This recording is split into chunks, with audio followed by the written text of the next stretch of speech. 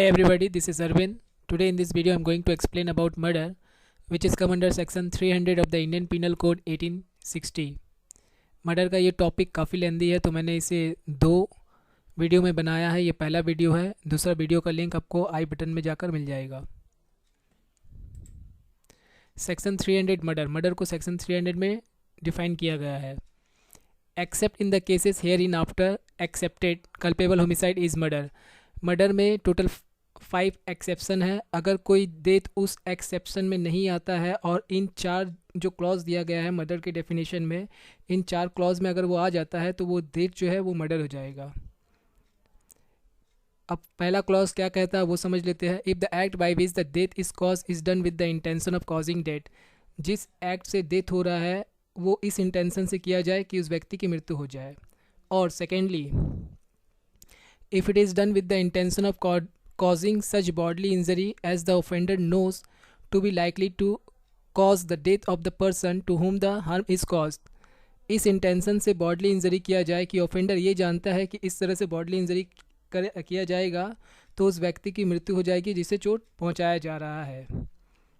Thirdly, if it is done with the intention of causing bodily injury to any person, अगर इस intention से bodily injury किया जा रहा है किसी भी व्यक्ति को, एंड द बॉडली इंजरी, और ये जो बॉडली इंजरी है intended to be inflicted is sufficient in the ordinary course of nature to cause death. ये क्या है? ये सफिशिएंट है ऑर्डिनरी कोर्स ऑफ नेचर में कि उस व्यक्ति की डेथ हो जाएगी। और fourthly, if the person committing the act knows that, जो व्यक्ति ये एक्ट कमिट कर रहा है वो ये जानता है that it is so imminently dangerous that it must in all probability cause death or such bodily injury as is likely to cause death, and commit such act without any excuse for incurring the risk of causing death or such injury as aforesaid। ये जो act है ये इतना dangerous है जिसके वजह से ये ऑल प्रोबेबिलिटी है कि उस व्यक्ति की डेथ हो जाएगी या ऐसा बॉडली इंजरी होगा जिससे उस व्यक्ति की डेथ हो जाएगी। Illustration 1. A shoots Jad with the intention of killing him. Jad dies in consequence. A commits murder. A ने क्या किया? जैड को शूट कर दिया जिसकी वजह से जैड की मृत्यु हो गई, तो ए ने क्या किया? मर्डर किया। A knowing that Jad is laboring under such a disease that a blow is likely to cause his death, strike him with the intention of causing bodily injury. Jad dies in consequence of the blow. A is guilty of murder although the blow might not have been sufficient in the ordinary course of nature to cause the death of a person in the sound state of health. But if A, not knowing that A is laboring under any disease, gives him such a blow as would not in the ordinary course of nature kills a person in a sound state of health, here A, although he may intend to cause bodily injury, is not guilty of murder if he did intend to cause death or such bodily injury as in the ordinary course of nature would cause death। ए जो है ये जानता है कि Z को ऐसा कोई बीमारी है कि उसे एक पंच भी मार दिया जाए तो उसकी मृत्यु हो जाएगी। ये जानकर भी क्या करता है जैड, उसे ए क्या करता है, उसे जैड को पंच मार देता है जिसकी वजह से जैड की मृत्यु हो जाती है। लेकिन ये पंच अगर किसी हेल्दी व्यक्ति को मारा जाए तो उसकी मृत्यु नहीं होगी। लेकिन ए को ये पता है कि जैड जो है अनहेल्दी है, उसे कुछ ऐसी बीमारी है जिसकी वजह से अगर उसे थोड़ा हल्का सा भी पंच मारा जाए तो वो मर जाएगा। तो ये जानकर भी ए उसे पंच मार देता है जिसकी वजह से जैड की मृत्यु हो जाती है। तो यहाँ पे ए जो कमिट कर रहा है वो मर्डर कमिट कर रहा है क्योंकि ए को यहाँ पे पता है। लेकिन अगर ये बात नहीं जानता है कि जैड जो है ऐसा कोई डिजीज़ है जिसकी वजह से अगर उसे पंच मार दे तो उसका डेथ हो जाएगा, और वो ए उसे मार देता है और जैड की मृत्यु हो जाती है, तो ए को जो कमिट करता है वो culpable homicide not amounting to murder करता है। Okay. Third illustration. A intentionally gives Jad a shortcut or club bound sufficient to cause the death of a man in the ordinary course of nature. A क्या करता है? Z को एक short से मारता है जिसकी वजह से जैड की मृत्यु हो जाती है, जैड का डेथ हो जाता है। Jad dies in consequences. Here A is guilty of murder although he may not have intent to cause Jad death. तो यहाँ पे ए जो कर रहा है, ए क्या कर रहा है? ए मर्डर कर रहा है। क्यों? क्योंकि ए को पता है कि ये जो शॉट है अगर इसे किसी को भी मारा जाएगा तो वो डेफिनेटली मरेगा। ये जानकर भी वो चलाता है और जिसकी वजह से जेट की मृत्यु हो जाती है, तो ए यहाँ पे कमिट कर रहा है murder. Fourth illustration, A without any excuse fires a loaded cannon into crowd of persons and kills one of them. A is guilty of murder although he may not have had a premeditated design to kill any particular individual. ए क्या करता है, एक crowd place में चला जाता है, वहाँ गोली चलाता है, लेकिन वो ऐसा कोई प्लान नहीं करता है कि वहाँ जाके किसी को मारना है, लेकिन वो गोली जो है एक व्यक्ति को लग जाती है जिसकी वजह से वो व्यक्ति का डेथ हो जाता है। तो ए यहाँ पे क्या कर रहा है, ए यहाँ पे मर्डर कर रहा है। क्यों? क्योंकि ए को पता है अगर गोली चलेगा, अगर किसी को लगती है तो उसकी मृत्यु हो जाएगी। ये जानकर भी एक गोली चलाता है, तो ए ने यहाँ पे कमिट किया है murder. Exceptions to offence of murder, exceptional situation under which if murder is committed it is reduce to culpable homicide. कुछ ऐसे एक्सेप्शन है जो मैंने बताया था, 5 एक्सेप्शन है, अगर उसमें कोई डेथ चला जाता है तो वो culpable homicide not amounting to murder में चला जाएगा। तो उनका जो पनिशमेंट है वो 302 के जगह 304 में मिलेगा। It is reduce to culpable homicide not amounting to murder, punishable under section 304 IPC and not under section 302 IPC. तो एक्सेप्शंस क्या क्या है ये देख लेते हैं। फर्स्ट है grave and sudden provocation, second private defence, third is exercise of legal power, fourth is without premeditation in a sudden fight, and fifth is consent. पहला समझ लेते हैं grave and sudden provocation. When a person losing his self control by the sudden and grave provocation, जब कोई व्यक्ति अपना self control खो देता है गुस्से के कारण से, causes the death of a person who gave the provocation, और उस व्यक्ति का डेथ कर देता है जो व्यक्ति उसे प्रोवोक करता है, और any other person due to a mistake, या किसी और व्यक्ति को मिस्टेक से और एन एक्सीडेंट और एक्सीडेंट के through, then he will be liable for the culpable homicide not amounting to murder. तो वो लाइबल होगा culpable homicide not amounting to murder का। इसमें जो एसेंशियल कंडीशन क्या क्या है वो समझ लेते हैं। फर्स्ट है accused had been provoke by the deceased. ये जो डिसीज्ड है, डिसीज के थ्रू जो है एक्यूज को प्रोवोक किया जाएगा, और ये प्रोवोकेशन के कारण ही वो डिसीज्ड को मार देगा। Provocation need to be sudden. ये जो प्रोवोकेशन है वो सडन होना चाहिए, कि आज गुस्सा आ रहा है वो कल जाके मर्डर कर रहा है, मैंने उसका खून कर रहा है, तो ये जो हो जाएगा ये मर्डर में चला जाएगा। लेकिन अगर वो संग संग गुस्सा में उसे मार देता है तो वो इस एक्सेप्शन में चला जाएगा। Provocation need to be grave. Provocation जो होना चाहिए वो ग्रेव होना चाहिए, सीरियस इन नेचर होना चाहिए। The accused had lost his self control और कंट्रोलिंग पावर। एक्यूज जो है वो अपना सेल्फ कंट्रोल और कंट्रोलिंग पावर जो है वो खो देता है। The accused must have caused the death of the person who gave the provocation. जो व्यक्ति एक्यूज को प्रोवोकेशन देता है उस व्यक्ति की मृत्यु होना कंपलसरी है, माने उसका डेथ होना कंपलसरी है। The accused must have caused the death during the continuance of his deprivation of the power of self control. गुस्से के कारण जो है उसी समय उस व्यक्ति की मृत्यु करेगा। ये नहीं कि 2 दिन बाद जाके उसका, अभी गुस्सा दिलाया 2 दिन बाद जाके उसका सोच समझ के जा रहा है उसे मर्डर करने के लिए, तो वो मर्डर में चला जाएगा, culpable homicide not amounting to murder में नहीं जाएगा। The accused should not have malafide intention. Accused का मालाफाइड इंटेंशन नहीं होना चाहिए। इसमें भी एग्जाम्पल है, उसे समझ लेते हैं। B gives a sudden and grave provocation to A.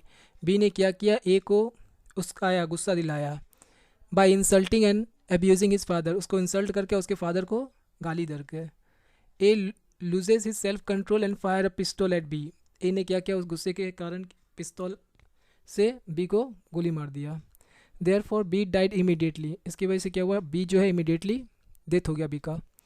A is liable for culpable homicide not amounting to murder. तो यहाँ पर जो ए लाइबल है culpable homicide not amounting murder का। Second illustration, A was provoked by B on 6 May. A को provoke किया गया B के थ्रू 6 मई को। ए गोज ऑन 7 मई। ए क्या किया, 7 मई को गया बी के घर पर एंड बी को 7 मई को जाके मारा। In this case A will liable for the murder. यहाँ पे ए लाइबल है मर्डर का, because he has having sufficient time to be calm his temper and anger. यहाँ पे ए के पास सफिशियंट टाइम था कि वो खुद को शांत कर सके। अगर वो उसी समय उसे मार देता तो ये culpable homicide not amounting to murder होता, लेकिन वो 1 दिन बाद जाके मार रहा है तो ये मर्डर में आ जाएगा। Note, if the person has an intention to kill such a person then it will not fall under the exception. अगर पर्सन जो है इंटेंशन के थ्रू किसी को मारता है तो वो ये एक्सेप्शंस में नहीं जाएगा। माने अगर उसका इंटेंशन ही है उसे मारने का तो वो इस एक्सेप्शन में नहीं जाएगा। Leading case K M Nanavati versus state of Maharashtra year 1962 SC 605।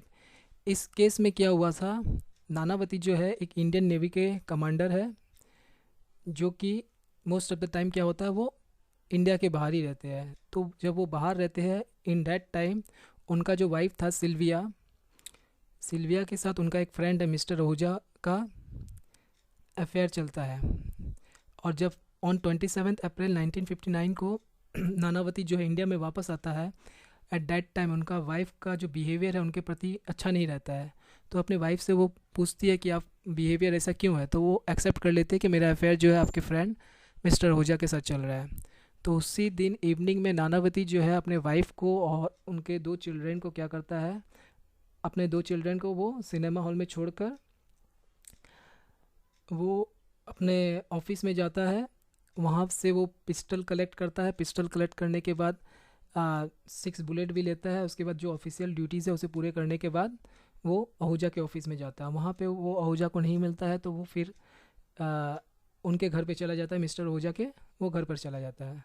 वहाँ जाने के बाद दोनों के बीच में झगड़ा होता है, जिसकी वजह से क्या करता है नानावती जो है आहूजा को 3 गोली मारते हैं, जिसकी वजह से जो है मिस्टर आहूजा जो है स्पॉट डेट वहीं पर कर जाता है। उसके बाद क्या करता है ये नानावती जो है वेस्टर्न नवल कमांडर को इन्फॉर्म करता है। उसके बाद वो इन्फॉर्म करता है डिप्यूटी कमिश्नर ऑफ पुलिस को कि उसने जो है मिस्टर आहूजा का कत्ल कर दिया है।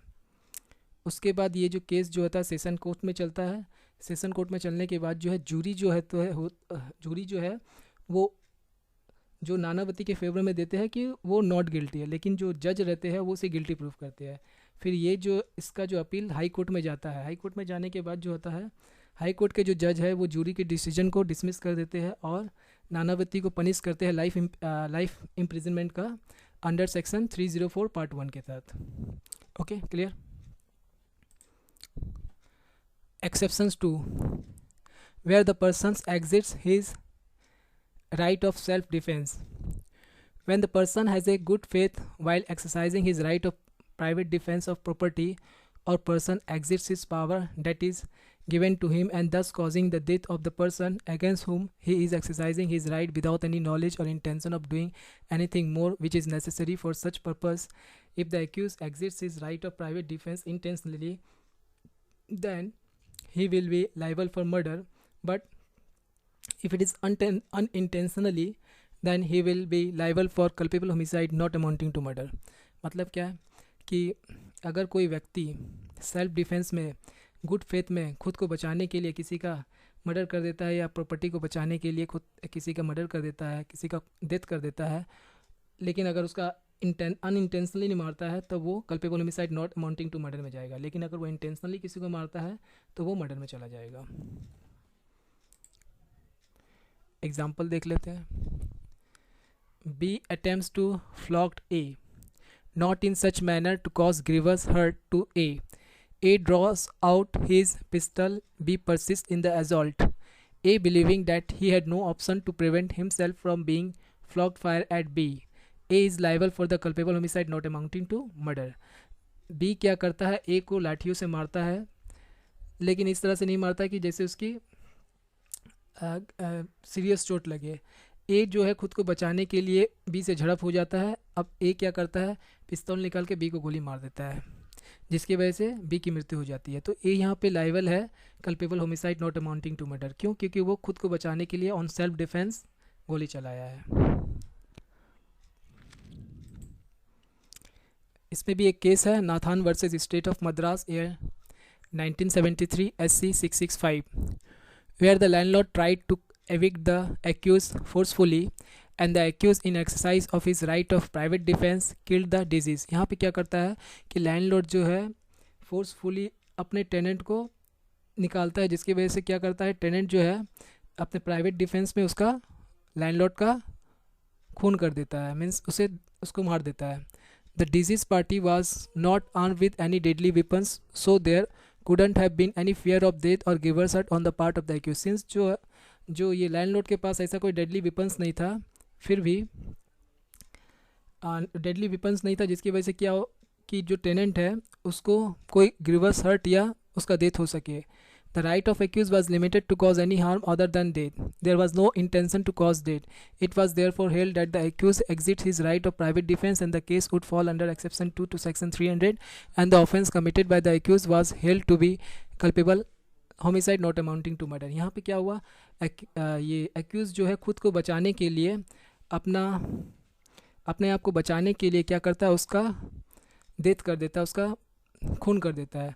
तो ये जो है सेल्फ डिफेंस में उन्होंने उसका डेथ किया. तो वो जो लाइबल है यहाँ पे एक्यूज जो लाइबल है culpable homicide not amounting to murder का. Thank you so much for watching my video. अगर आपको मेरा वीडियो पसंद आया है तो मेरे इस वीडियो को लाइक कीजिए, शेयर कीजिए.